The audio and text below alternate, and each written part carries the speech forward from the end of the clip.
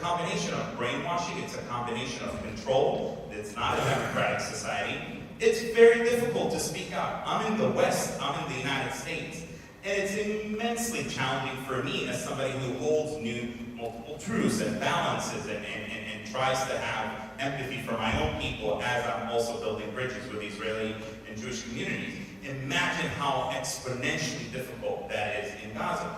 And so I don't want to, my intention isn't to manufacture dissent where none exists. But it is an absolute fact that the Western media has done a horrible job of highlighting dissident voices in Gaza. There's this implicit desire almost to paint all Gazans as being behind Hamas.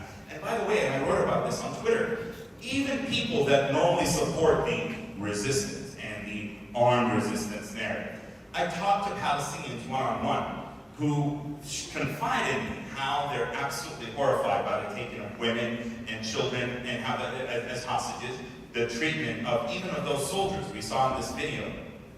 What we didn't see in this video was a Hamas fighter bragging that these are our Sabay, which is Islamist doctrine for sex slaves. So there are many in Gaza and throughout the Palestinian territories and the diaspora, like I said, who despise Hamas, who stand against them, but they're fragmented, they're afraid, they are unable to speak out. And that's my hope, is to create a new political home where you can be supportive of our people's just and urgent aspirations for independence and peace and statehood, while also being against Hamas and Islamism. Thank you so much. My next question is to you, Stephen.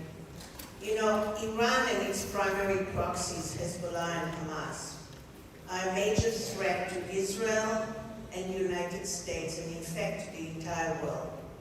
What are the current threats from Iran and its proxies? Well, thank you for having me here. Iran, a wonderful country, wonderful cultured people, unfortunately under the rule of a maniacal theocratic regime since 1979, racing toward nuclear weapons. And by the way, if the original Iran nuclear deal were still in effect, it would expire anyway next year because it expired in 2025. Racing for nuclear weapons, planting proxy groups to surround Israel with what Iran calls the so-called axis of resistance. Hezbollah in Lebanon, armed with over 100,000 missiles, rockets, cruise missiles that can strike any target from Haifa to Beersheba and everything in between. The Houthis in Yemen, armed with Iranian cruise missiles and drones, shooting at it a lot. By the way, Aqaba is right next to Eilat, and I understand unofficially that Aqaba has been saved from hits by Houthi missiles several times by the Israelis over the last few months. Iranian proxies in Iraq, right next door, in January of this year, attacked a United States military base in northeastern Jordan with drones, killing 3 U.S. service members and wounding 40, some of whom quite seriously. Is Iran a threat to Israel? Of course it is. Iran has sworn to destroy Israel. Iran saw the pieces on the chessboard, Daphna, the Abraham Accords, the negotiations last year that could have led to a deal between Saudi Arabia, Israel, the U.S., and the Palestinians, a package deal whereby the U.S. would enter into a defense pact with Saudi Arabia. The Israelis would recognize a path forward toward Palestinian statehood, and Saudi Arabia would normalize with Israel, establish diplomatic relations. The one party that did not want that to happen was Iran. And the Wall Street Journal reported shortly after October 7th that it was Iran that gave the green light to Hamas to commit these horrific crimes on October the 7th. Who has benefited from this war more than any other country? It's Iran. Iran is a threat to Israel, and Iran is also a threat to American interests. And by the way, and I'll stop here, Daphna, Iran launched hundreds of missiles and drones in Israel just a couple of months ago. We all remember that night, that horrible night. The first ever direct Iranian attack against Israel. What if one of those rockets had pierced through the Iron Dome and struck the Al-Aqsa Mosque in Jerusalem? You know who would have been blamed. Not Iran. just said the Israelis didn't. We came very close to World War III that night. That is why the United States of America is equally under threat from Iran. This is an issue that has got to be dealt with, Daphne. Thank you. You know,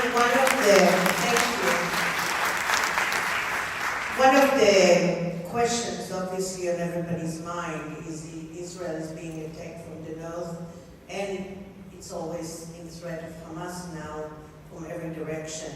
So what do you think is the reality in the very near future?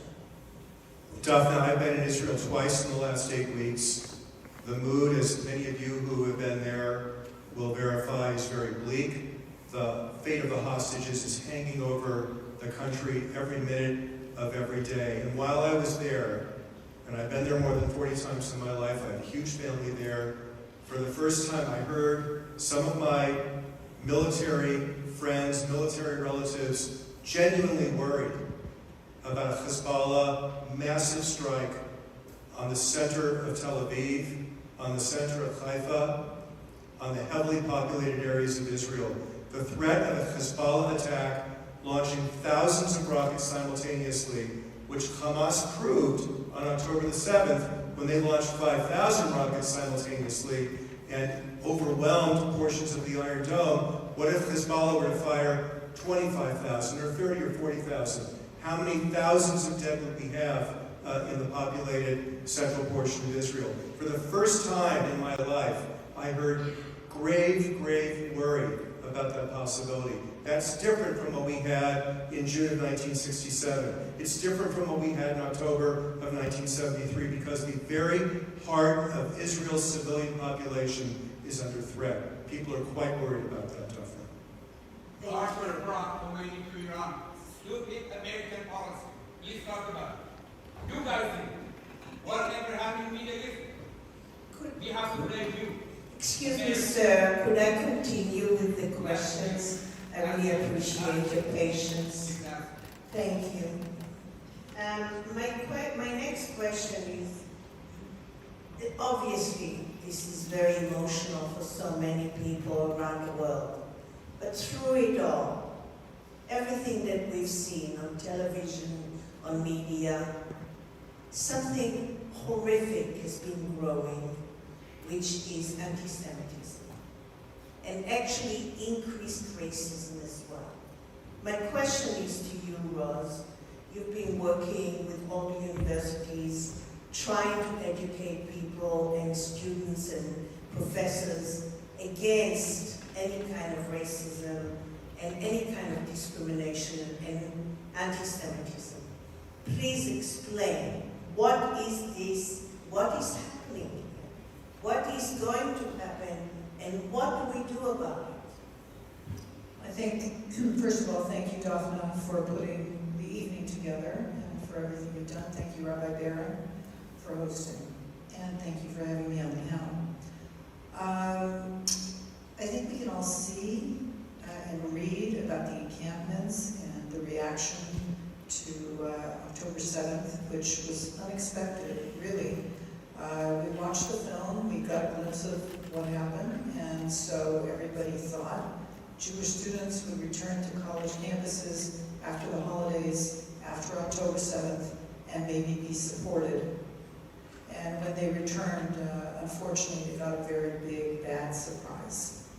There was not only non-support, but there were rallies that were, promoting Hamas. There were flags, Hamas flags, and Hezbollah flags, and then the encampments, and a lot of discrimination against Jewish students and Israeli students. So not only did they not get the kind of support that one might predict, but they got quite the opposite. And statements like resistance, terrorism is not resistance.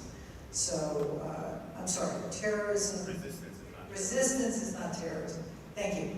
And so resistance is not terrorism. So everything we saw on October the 7th, including the rapes, including the torture, including the kidnapping, and by the way, I just want to say, we should all hold in our hearts that there are 120 hostages still being held as we sit here on this stage And we know for a fact that 44 are dead